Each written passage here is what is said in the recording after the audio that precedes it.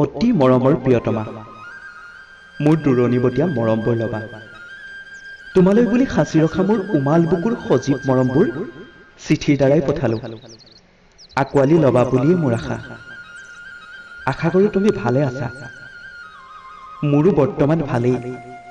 দুদিনৰ আগতে অলপ জ্বৰ হৈছিল।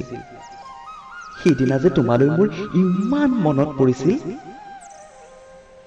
তেতিয়া তোমাৰ মৰম লগা মুখখনিয়ে অনবৰতে মোৰ হৃদয়, মস্তিষ্ক সকলোতে অবাধে বিচৰণ কৰি ফুৰিছিল।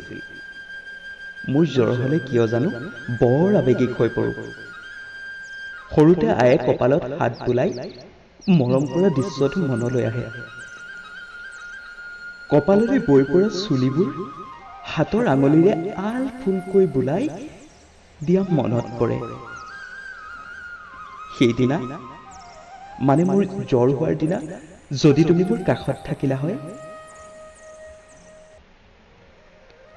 অহা মাহৰ প্ৰথম সপ্তাহতে দৰমহা হোৱাৰ লগে লগে মই দুদিনৰ কাৰণে ঘৰলৈ যাম। তোমাক এৰি ইয়াত অকলে থকাটো মোৰ বাবে বৰ অসহ্যকৰ হৈ পৰিছে। সঘনাই মনত পৰে তোমালৈ। বৰ কষ্টৰে পাৰ কৰিছো দিনবোৰ জানা। মা দেউতাৰ কাষৰ পৰা তোমাক আঁতৰাই লৈ আহিবও নোৱাৰো।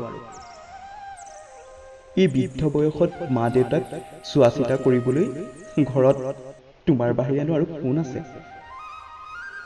ভগৱানক প্ৰাৰ্থনা কৰিছো অতি সোনকালে যেন মই ট্ৰান্সফাৰ লৈ ঘৰৰ ওচৰলৈ যাব পাৰোঁ। আমি দুয়ো মিলি এই বৃদ্ধ বয়সত মা দেউতাৰ যেন সেৱা শুশ্ৰূষা কৰিব পাৰোঁ।